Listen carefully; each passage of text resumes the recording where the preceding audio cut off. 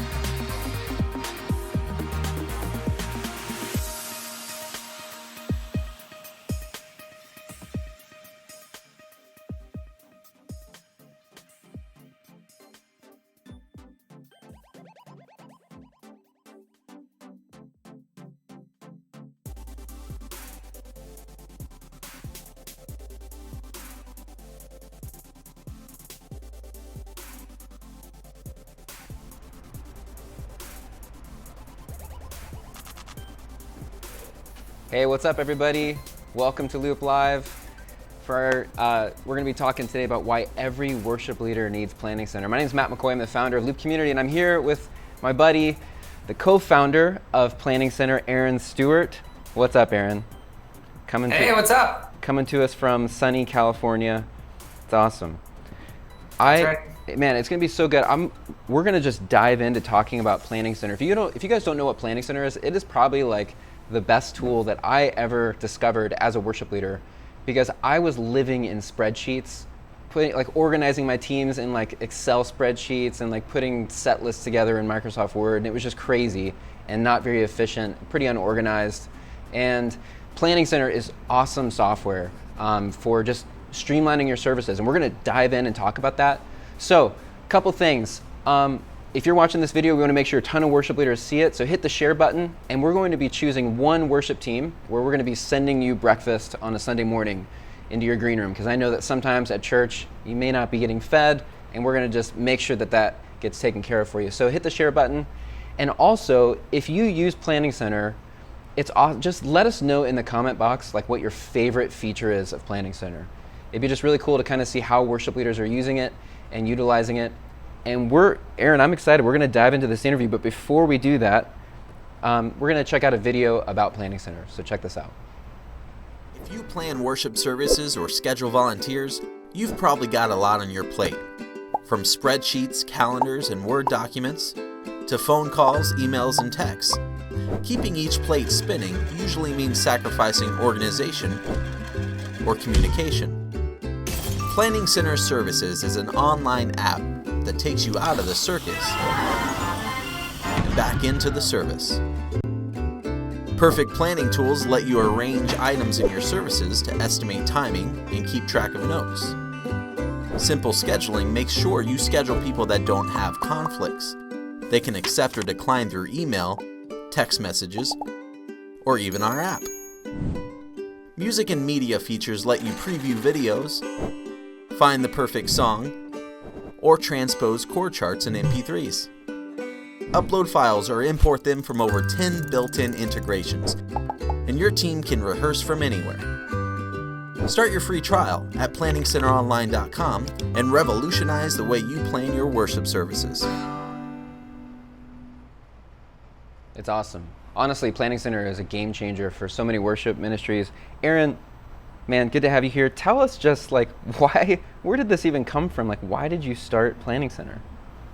Yeah, well, in 2005, I was a worship pastor at a church in the Palm Springs area of California, and we had a choir and a worship team and an orchestra sometimes, and a couple of different venues in the church. And when I got there, they were the music assistant, which I was lucky to have. He was like printing off packets, and they were making CDs, and somebody was driving the CDs to people's houses. So like that was the first thing. I'm like, that ain't happening anymore. Yeah. But all that stuff, and then the rest of the worship department was pretty organized, and they were making these Excel spreadsheets that sort of helped track the timing and all this kind of. So I was lucky enough to meet my friend Jeff Berg, and he is a computer programmer, and he was doing graphics and web at the church. And we got together and sort of thought, hey, what if he saw some of the things I was doing to organize the music, and I saw some of the things he was doing to help the other parts of the worship department get organized. And he said, well, what if I make some software for this? And then over the next 6 to 9 months, that just kind of kept developing. I ended up moving to a different church in Las Vegas who needed the same stuff. And then in 2006, we released it to the world. It's crazy. Can you honestly imagine just how much it's changed? I was thinking about when I first started leading worship, like this is probably 20 years ago. I was a young kid. I remember literally cutting and pasting. So like when I was trying to put together a song sheet, I would print out one song, I would use a copier to like zoom out on it and then cut it out with scissors and then literally glue it to another sheet. So you get it on one page instead of, Totally. And like, I remember too, like people trying to like innovate different things. Like I remember someone at our church like created something with Microsoft Access. Do you remember? Is that even a software? That's what I did before Planning Center started, which led to this idea. Yeah, and built like a song database Uh-huh. that they could, make. But it was just always, clunky and different. And I remember when I joined staff at Willow Creek, they were using Planning Center. And I was auditioning there, and I remember I had never heard of Planning Center before, and they sent me an invite link. And they were like, hey, just get your set in Planning Center. I'm like, first of all, I don't know what this is. This is in like 2008. And I remember getting in there and being like, whoa, this is unbelievable. And we used it at Willow, and then when I went to the next church in Chicago, we used it there. And I remember actually, I remember emailing you one time. This is the first time you and I had ever talked. You probably never remember this. But I emailed you and I was requesting like a 2-column chord sheet. And within like a day, you guys like implemented that feature. So that was really cool because we were like, wow, they really listen to churches. Yeah. And I remember actually us saying that in the meeting, like, wow, can you believe that? This company, like, we just emailed them and then they implemented this feature. So it's awesome. So the thing is, though, is that Planning Center actually has a lot of other apps. Like, It started with services, is that correct? Yes. Okay, and then... Well, what's funny is Planning Center never intended to have multiple products. It was just Planning Center Online, and that was it. But then people started to see, wow, Planning Center is actually easier to use than at least some of the other software that we're doing, and they would find some of the software they didn't like, and like, Planning Center, you should do something like this, because you make stuff a little bit easier. And we sort of resisted that for a little while, because we really want to. This was never like to make money or to be this big company. It was, we just had a problem we wanted to solve, and we didn't like any of the ways it was being solved. And so we want to work on things that we're passionate about, not just whatever. So it took us a while to get a passion for apps for making products outside of just worship planning anyway. So when we finally decided, we were like, we're going to make something for help manage church facilities, because that was something that in our churches, we specifically had to use from time to time and infuriated us to no end. Like, okay, we have a choir rehearsal. We have the choir rehearsal this Tuesday night, and to book this dumb room, it takes an hour to do this. Like, no, it cannot be this hard. So, so that's sort of when we're like, well, let's do this. But at that point, we were like, well, everybody already knows the name Planning Center. So what if we change Planning Center from being the name of the product to being the name of the company, and then we have multiple products within Planning Center. So at that point, Planning Center Online, the product, became known as Planning Center Services. Right. And then we had Planning Center Resources that came out, which was for the facility stuff. And now we've got 7 main products for giving and check-ins and registering people for events, and people, and your whole church database can be in there. And where does it stop? Because here's the thing, churches do have a lot of problems that need to be solved. And so I remember at one point too, you guys had an app. I don't even know if you guys still do this anymore. There was a spotlight app for worship leaders and artists. Or a way to plug them in the churches. That was a cool idea. Yeah, we stopped doing that, honestly. There are things that we try that we think are going to be good, but they end up not being that popular, and it ends up, and even though we like them, it ends up taking away from things that everybody's using. And so it was hard because it was kind of a niche kind of thing, but so we stopped doing that. And the other reason why is people still ask us to this day, you should make an app that will help us find worship leaders. But when we did that, you can't help churches find a worship leader from nowhere. They're going, or musician, not worship leaders, musicians. The only place that we're going to help you get a musician is someone who's already playing at some other church. Right. And so just random musicians that are not playing anywhere don't know about Planning Center. Right. So that was the downside, and it's ultimately why we decided that we needed to not do it anymore, because by helping some churches, we were hurting other churches, and it was like, it's not worth it to us. Totally. Yeah, that makes sense. I remember too, there was an app you guys had called Transposer that I used a lot, where you could like upload an audio file and it would transpose it. I don't even know if it's still up.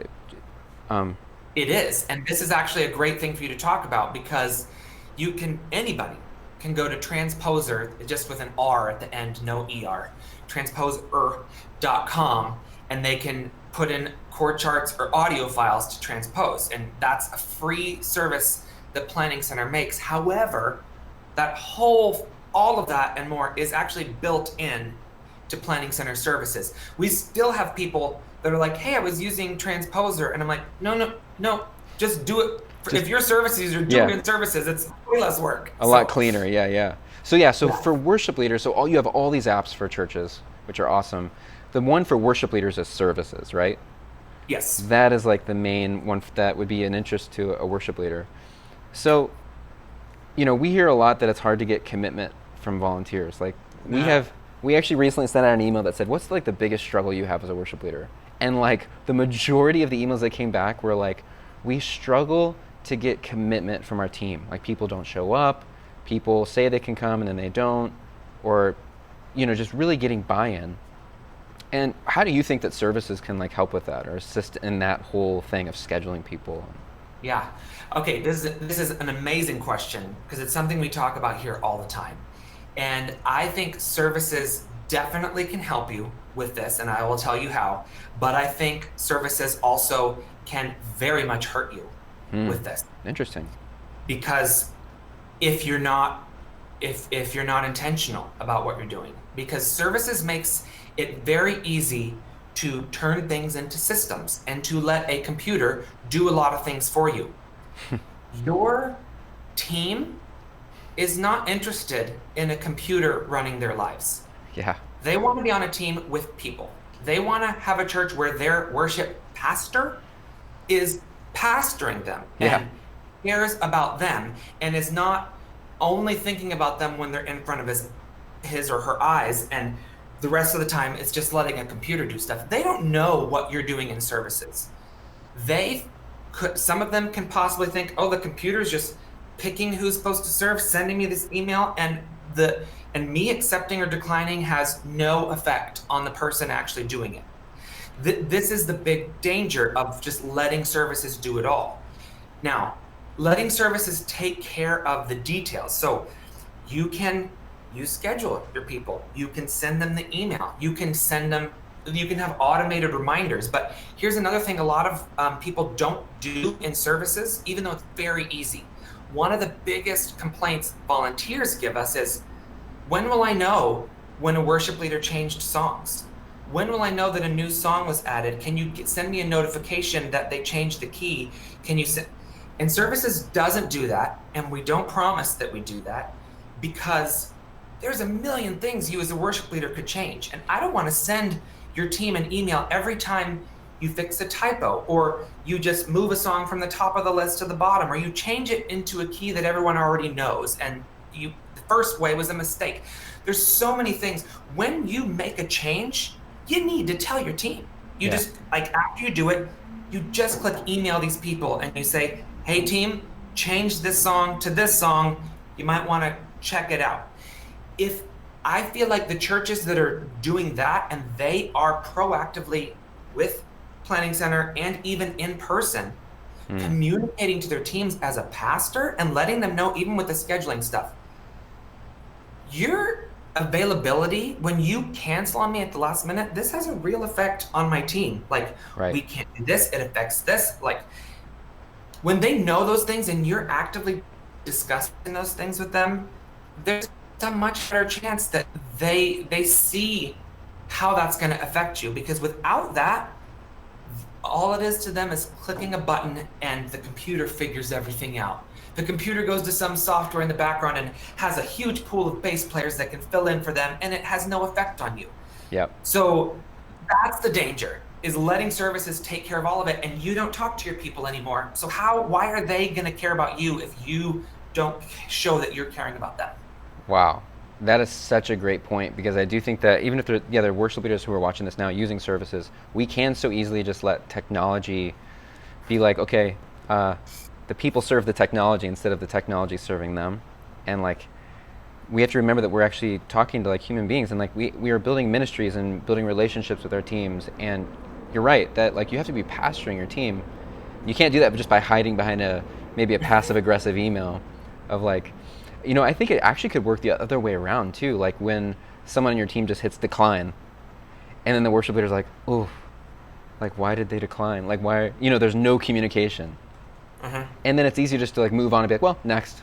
Who's the next bass player I can schedule? And you don't even like reach out to be like, hey, how are things going? Like you know, are you on a break? Are you having a baby? Are you stressed out right now? You know, like you could probably even just like forget. Yeah, well, I mean, because it does make it so easy, a lot of churches don't tell their team in person they're going to start using services. They don't explain to them how it works. They don't even, like, when someone declines, there is a little box that you can say why.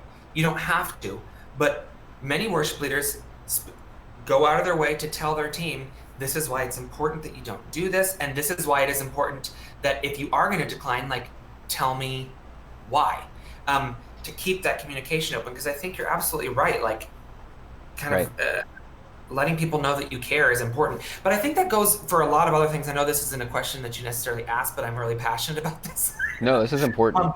So there's so many other things that you can do to send this message to people.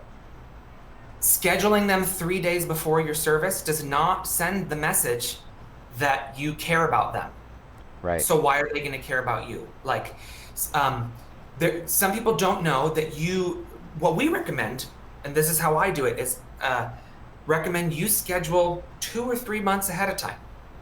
People ask, should I schedule people before my set list is final? My answer is 100% yes all the time. Yep. Because when your set list is final, you can go in there and just email them and say, hey, the set list is final. What we just talked about like a couple minutes ago.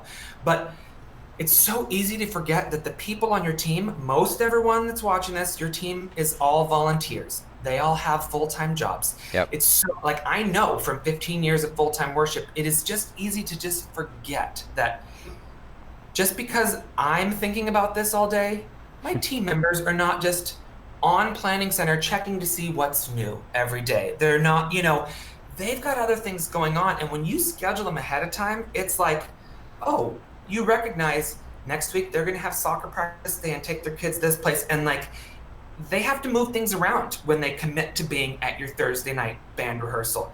Give them some extra time for that. All of those things, all of those, like respecting their schedule, respecting their lives, communicating with them, those things that you have to be intentional about, they all set you up for your team members understanding that this is a relationship and not a computer.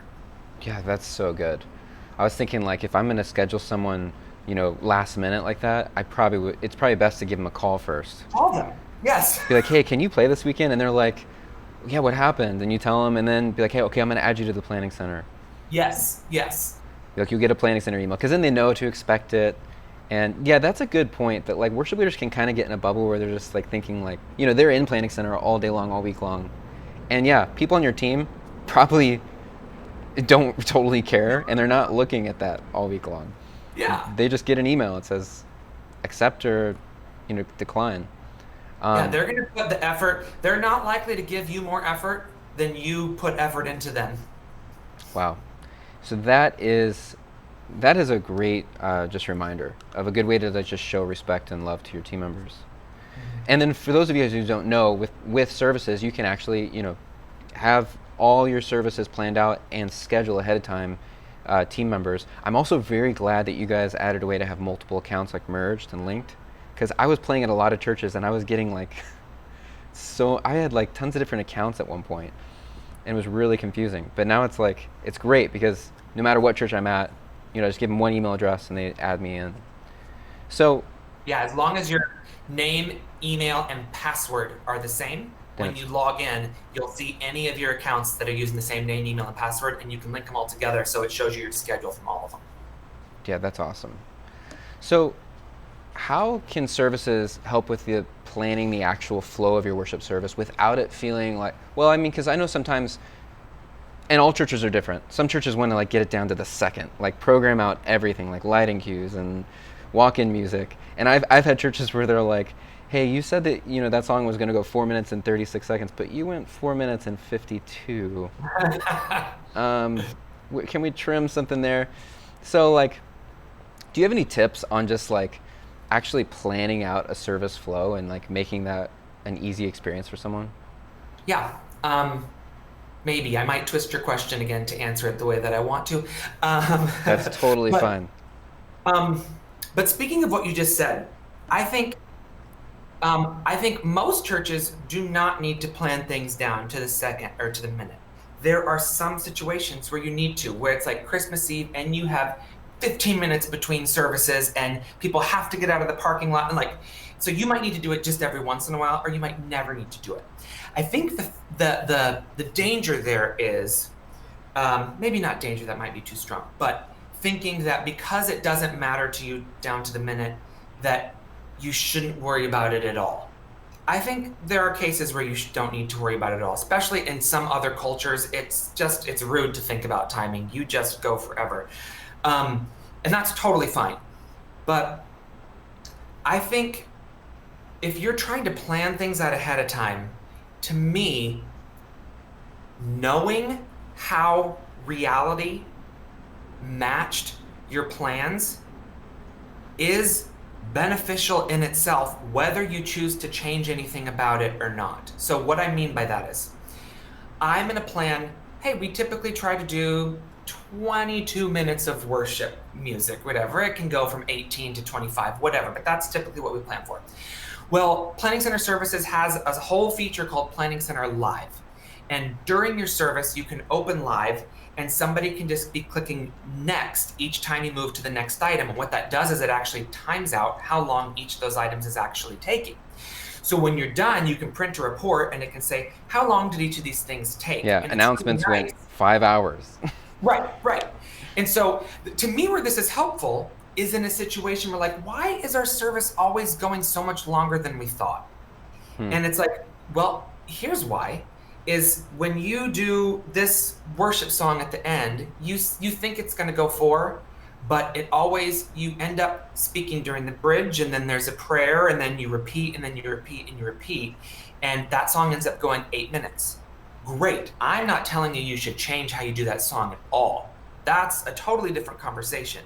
But knowing, that song takes twice as long as any other songs, that's just going to help you in the future to know, like, okay, yeah, you should just plan one less song because realistically, this song actually takes a lot longer. And so those, the ability to sort of plan those things is beneficial. When you're talking about help in planning a service order, that is so different from each church. So I don't have that many great tips, but I guess the one thing that I would say is I like using templates to my advantage.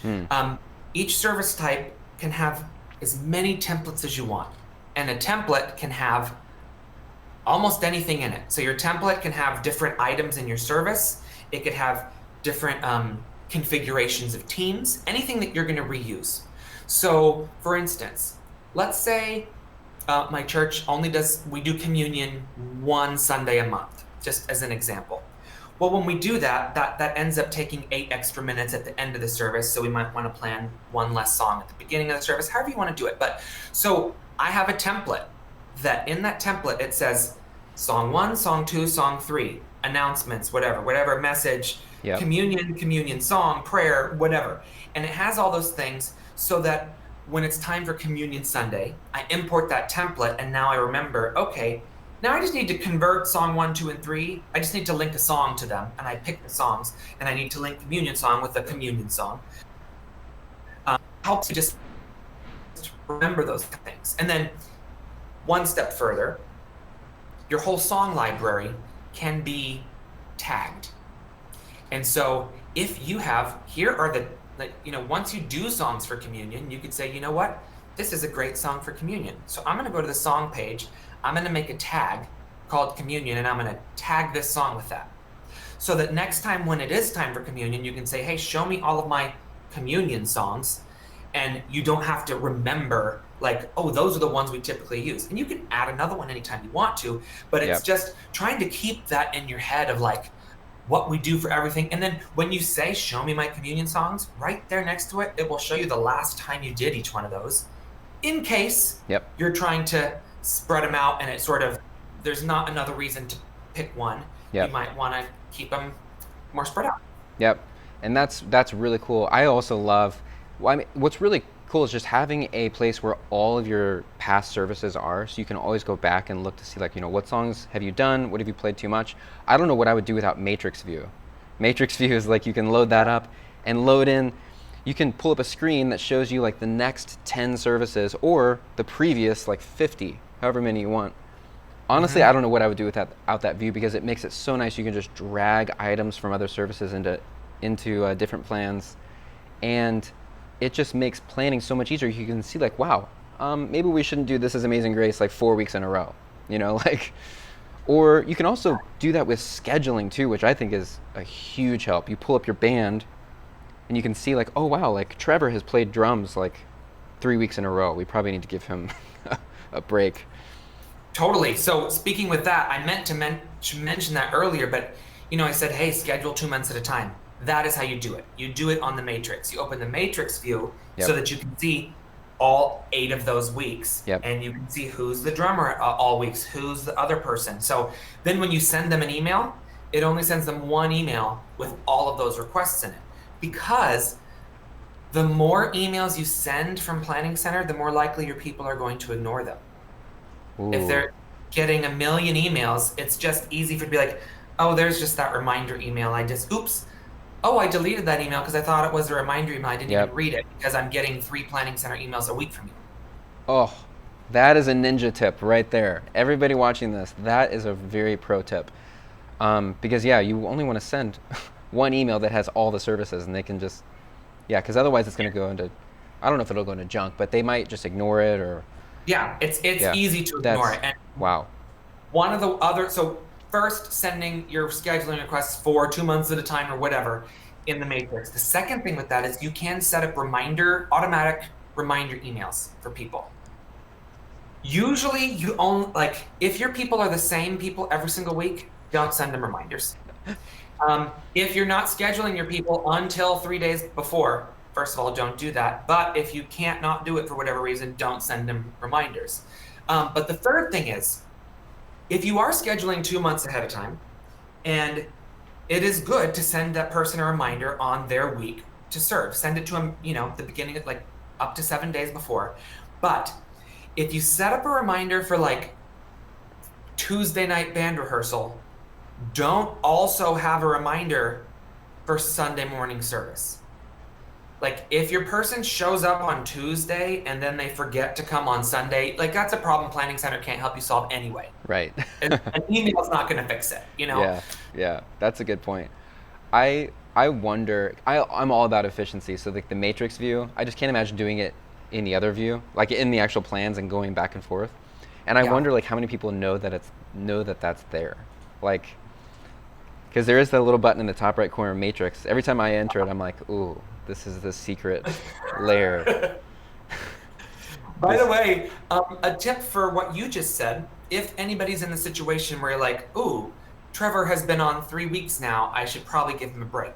If you have the luxury to give somebody a break like that, you can have services help you with that, actually. Because each of your people can set scheduling preferences on their profile for each team. But you, as the scheduler, can set those for them. So either you or Trevor could go onto Trevor's profile for band and say, scheduling preferences 3 times a month. That way, when you go to schedule him the 4th time in a month, it will just tell you right there. You have to look. It'll say, hey, Trevor does not prefer to be scheduled more than 3 times a month. Now, you can, like, those scheduling preferences, it's just a preference. As the scheduler, you can ignore it and you can schedule them anyway. But it's like a little thing that's going to help you if you want to do that. Because sometimes it's more important. Sometimes you have people, I'm a firefighter and I actually work the 1st and the 3rd Sunday of the month. So they can set a preference that says, I can only serve the 2nd and 4th Sundays of the month. And that reminds you. But you can have those preferences even just for things that you want to be encouraged to do, not necessarily like have to do. And as a scheduler, you can set those for people yourself. That's good to know. So let me throw out a personal just question, something I experienced recently in Planning Center. I got invited to lead worship at a church, and they're like, throw in your set list for the weekend. They have a Saturday service and then 2 services on Sunday morning. a 9, and 11. Mhm. Well, I go into Planning Center and they have different plans for each service. So like there was like a plan for Saturday 5 p.m., plan for Saturday 9 a.m., plan for Saturday or Sunday 11. And so I had to then, I mean, this is where the matrix view helped, but I pulled up all three and then, had to just basically put the same information in each one. And I was like, why is this just not one plan, like our weekend service? And I guess the benefit of maybe doing three different is if those services are actually different, or maybe like Right. the 9 a.m. service, you always do communion or something. But even then, I think if I were doing that, I would just put communion in the plan and just say at 9 a.m. only in the So description. there's actually a feature that will do that. This is a great question. Okay. The only reason you should have a separate service is if the things in the service are moderately to drastically different. Like if one of them is the traditional service and the other one is the contemporary service. Like Yeah. you this is not a great word, but like advertise them to your congregation with a different name, Right. then it should be a different service. Yep. But if your congregation would only ever choose to go to one of them, like come to the contemporary service at either 9 o'clock or at 11 o'clock, Yep. or Saturday at 6, if that's what it is, that should be the same service. It sounds like that church might just be doing it wrong. Because if, like you said, here's an example, anybody with multiple services, this happens to all of them. Baby dedications. Yep. You dedicate 2 babies in the 9 o'clock service and none in the 11 o'clock service. Great. Services, like, there is a feature for that. So it's going to be hard for me to describe to you, but if anybody is really interested in this, use our help box by clicking the little question mark in the top right and just type the word exclude. And a lesson will show you how to do this, but I'll describe it to you. When you're looking at your service order, you would put baby dedications in, and to the left where you see 2 minutes or whatever, Yep. you can change that whole time column. At the very top of the times column, you can change it from length into times. And that will give you different columns. So you'll actually see, this is happening at 9:12 in the 9 o'clock service and at 11:12 in the 11 o'clock service. Then what you do is you click on 11:12 to remove it from the 11 o'clock service. Ooh. So now that item only exists Yep. in the 9 o'clock service. Now it's still gonna so if you print out your plan and you say, I only want to print the 9 o'clock service, it'll say baby dedications, and at 11, it won't include it in your printout at all because it does not exist in the 11 o'clock service. Oh gosh. All right, that's so good. I'm having coffee with the music director at this church this week, and I'm gonna gently talk to him about this. Eradicating the planning center sins one at a time. That's a great tip. What tip would you give to a worship leader who's maybe wanting to implement this or maybe they have started to implement it, but their team is not embracing it? Maybe like their team's not refusing to look at the plan. So like they show up in rehearsal, it's like, well, wait, did you see the set list? And they're like, no, I didn't create an account. I didn't, you know what I mean? Like, are there any tips of like, how do you actually get a team to embrace this? Because I can see why a worship leader would quickly and easily embrace it. But what about getting like, Linda on the keyboards to embrace it? Yeah.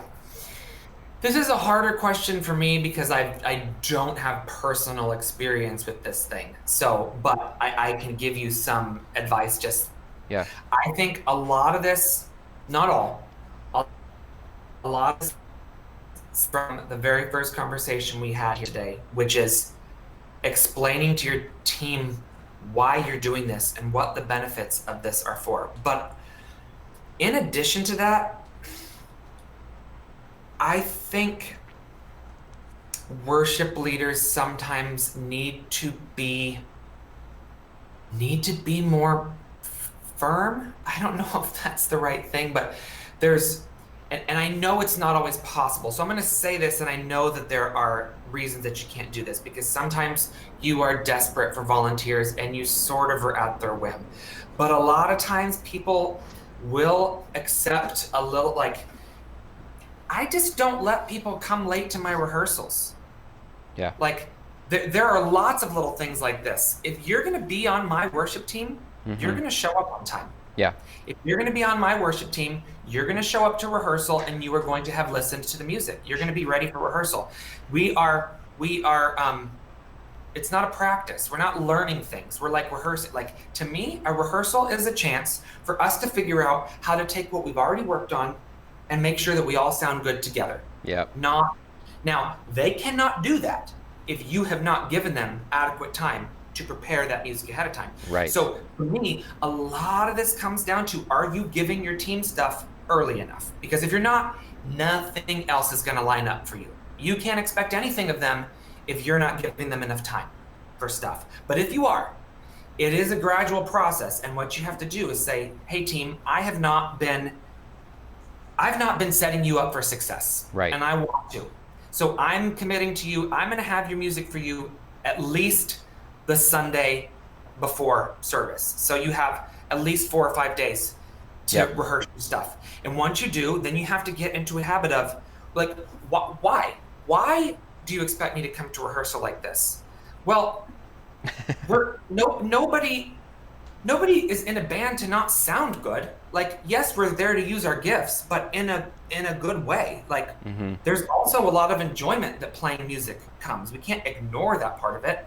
I want my rehearsals to be fun. I want us to sound good. Otherwise, what's the point? But like, get somebody else to do it. And so all of these things like really add together, and you have to explain those things. And you, honestly, even though I don't like this word that much, you have to build this culture up in your team. And it is a well-rounded culture. It is not just, hey, why aren't you embracing Planning Center? It's, you embrace Planning Center because that helps you get your music ahead of time, because that helps us have better rehearsals, because that makes it so that on Sunday morning, people are not thinking about the music, they are actually worshiping. I don't want to have just learned a song yesterday and crammed the whole thing into my head so that when I'm supposed to be a worship leader, all I'm worried about, oh my gosh, that bridge is coming and I don't know how it goes. What are the chords? We try to change the chords to that. No, that stuff should be done. Yeah. So that I can focus on leading people. Yeah. And all of it leads up to that, but people aren't going to think of that on their own. It's your job as their leader to explain how all this stuff works. Now, one more thing. I know, man, passionate. No, it's good. You're preaching. The second part of that is, what about Linda, who's the keyboard player and just doesn't like technology? Yeah. That's a real thing. And that's hard. That's really one of the only issues that I feel like can't be solved by almost like what I was just preaching about. You have to help her. Yeah. You have to help her. Yeah. This ultimately helps you. I'm like, oh, so-and-so is just not a computer person and they're never going to figure it out. Okay, well then figure it out with them. Like, have them stay after 30 minutes at band rehearsal, or bring them into your office, or go to their house, or go out to lunch and be like, this is to help us all. I know you don't like computers. This is actually pretty easy. I know this is going to sound scary, but let me walk you through just the 3 things that you need to do. And if it ever is not like this, you call me and I will try to figure out why it's not like this. Right. That's your job. If you didn't have Planning Center, you'd be doing all this for them anyway. Yeah, and it'd be a lot harder. It'd be a lot harder. And I think it's a very rare person who does not want to be given tools to prepare. Like, most people don't want to just show up and be like, oh my gosh, I don't know how this song goes. Like, I think people want to be prepared, and Planning Center is a great way to like help your team feel prepared. But once again, if you are the type of person who is not telling them when you make a major change, they have no desire to rehearse a whole bunch of stuff that is likely to be cut or changed. Yes. I have been an offender of that. Where I've changed the key of a song. Everyone's gonna do that every once in a while. That is 100% fine. Like, that's a thing that it's like, people, your team will give you grace if it is grace. They don't want to deal with just, that's your person. I'm a lazy personality and I just never do this thing. And some people, because maybe they think Planning Center is just going to do it for them. And so I'm here to tell you it's not. So care for your team, and just when you can, remember to tell them those things, because once again, all of this adds up together to like, I'm not going to waste my time doing this if there's a big chance that it's going to be different by the time Thursday night rolls around. Right. Wow, that's good. And that's just kind of instilling them of, well, it's that word, kind of culture of just like, hey, I want you to be prepared. We're not gonna be changing things last minute on you, so that people know what to expect. So my last question for you, Aaron, is what are your what are your, as a worship leader, what are your personal favorite features of Planning Center, or what is a feature that you think that worship leaders actually don't know, that they don't even know exists? And I'm gonna start, because I wonder, one of my favorite features in Planning Center is when I go to songs, and then there's a link, and I think it got moved recently to somewhere else, and it's like see top songs. I love going there because then it pulls up this window that shows you, I think it's like a global ranking chart of what songs are being played what weekend. So you could go to like October 7th and see what are like the top 50 songs that are playing that are on schedules that weekend, which I think is such a cool feature. Yeah, that's something that Planning Center has the advantage over other companies that do this, because we know what songs people are planning before the weekend even comes. Yeah. Every night, our servers go and tally all the songs for the upcoming 5 or 6. I think it used to be 6, now it's just 5. For the upcoming 5 weeks, what songs are on people's plans? And so when you go to the top songs view, it's showing you across all 60,000 Planning Center churches what songs people are doing, which is especially helpful when you're coming up to Easter, Good Friday, Christmas, like, oh, there's all these new songs. And what's cool about that top songs list is that you can search the list by theme even. So if hey, it's Christmas, it's only 5 weeks away or whatever, I'm gonna go to the Christmas, see what other people are planning, but we want a song about hope. You can type hope in and it will narrow the list of those songs down, still in ranked order, but just the ones that are about hope or whatever, and it can help you with that. Now, we moved that button so that it is, first of all, because people didn't see it in the old way, exactly like you're saying. It was like a banner. Now, when you add a new song, it's right there. It's like one of the only things that's there. And it's there for 2 reasons. One, because now everyone should see it. But the other reason is you can now access top songs from within a plan or the matrix. Because when you're in a plan, you can add a new song, and now that button there will pop up. And so you can view top songs really from anywhere on the whole site now. So that's pretty helpful. Yeah, I love that feature. Because then if you're ever looking to be like, what's a new like song that people are singing? Like, what's a new fast song that people are singing? Can you search by like tempo or anything like that? You can't, but each of the results does have an audio preview, so you can listen to it pretty quickly. And honestly, most of the song titles sort of help you. You kind of can tell if it's a slow or fast song. Yeah, you can. You really can, actually. All right, so what about you? Are there any features that you think that worship leaders definitely don't know about? Or what's your favorite one? Let's see. This is one that people do wrong a lot, and I think, and I know it, and which is why when we changed the design of each song page, we made the design so that this hopefully makes a little bit more sense. But I think what a lot of people don't know is about songs being able to have multiple arrangements and multiple arrangements, and each arrangement can have different keys. Because what happens is, without this concept, and when people do it wrong, let's say, you do a song in 2 keys. So you've got this chord chart in G and in C. So people log into the plan and they see it in G and in C, and half of them learn it in G and half of them learn it in C. And it's like, no, like those 2 chord charts exist, but on this plan, you've chosen a key. So ability to attach your files with a specific key or with a specific arrangement makes it so that when you're planning them, hey, if you choose the short arrangement of this in A flat, you're only going to get the files that are for the short arrangement in A flat. And the song files for like the long arrangement in G are on your song page, but not on the plans page.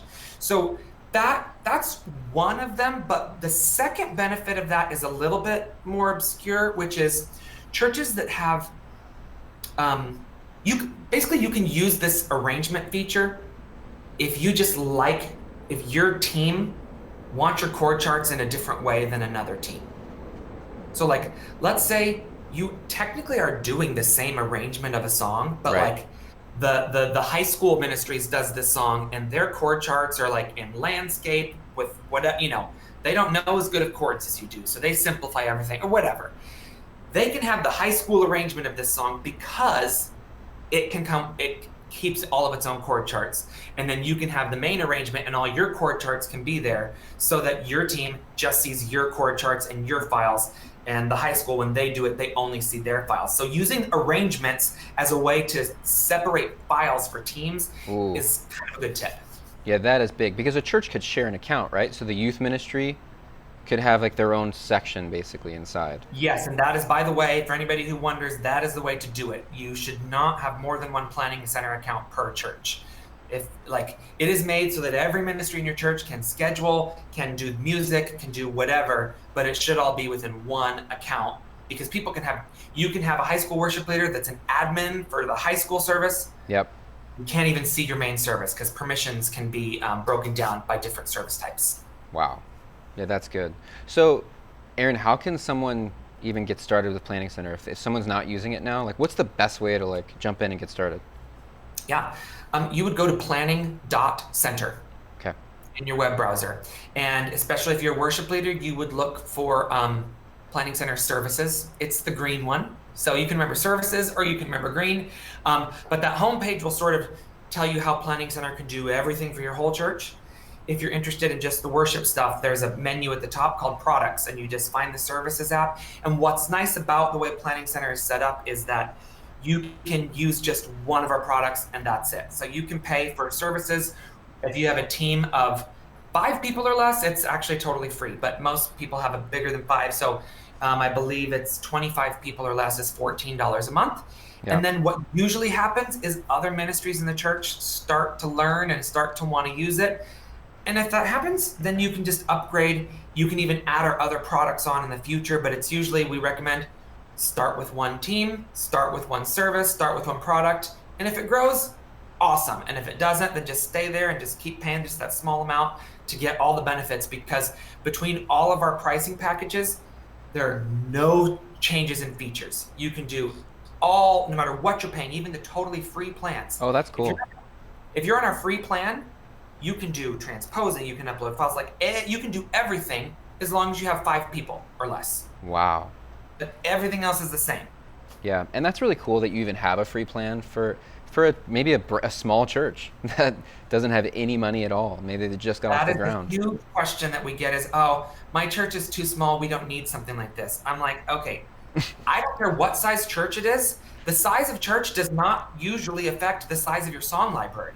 Like, nope. You're probably going to have the same size song library as any other church. And for me, I would sign up for the free version of Planning Center services, even if I was the only person to use it, because I could put my own set list together. I could organize all my songs, even if nobody else is using it. And the other nice thing is, let's say nobody else is going to use it, but you want to print out music packets. After you get everything organized and you put like your plan together for that week, there's a button that just says, download all PDFs. It will go through each item, get the chord chart, assemble them into one file, and it makes it so much easier. If you still are printing things for people, it's just a lot faster with Planning Center. Wow. Aaron, thank you just for like what you're doing and innovating in this space. It's like, honestly, I don't even know how to like thank you enough for just from a worship leader perspective of like, you have saved me hours. By these products, like you've saved me hours and like headaches and just making it so easy to actually plan a service and schedule people. So I appreciate you, man. Thank you for that.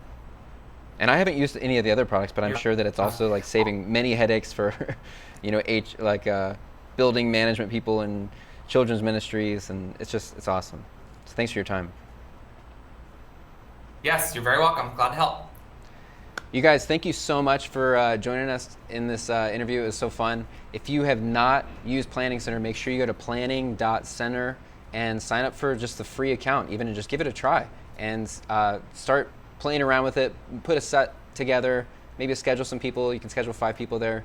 And then I just highly recommend that you use this and implement this at your church. It will make your services flow smoother, and just the organization of your worship ministry and your song library just so much better. Trust me on this one.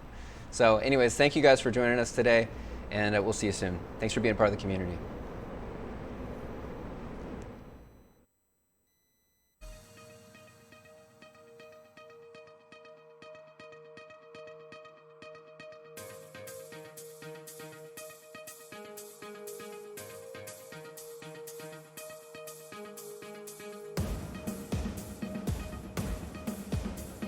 If you plan worship services or schedule volunteers, you've probably got a lot on your plate.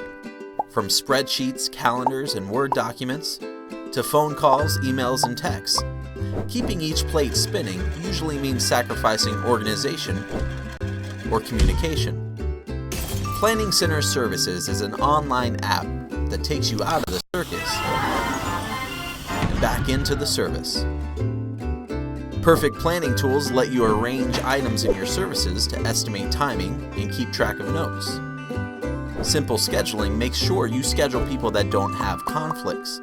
They can accept or decline through email, text messages, or even our app. Music and media features let you preview videos, find the perfect song, or transpose chord charts in MP3s. Upload files or import them from over 10 built-in integrations, and your team can rehearse from anywhere. Start your free trial at planningcenteronline.com and revolutionize the way you plan your worship services.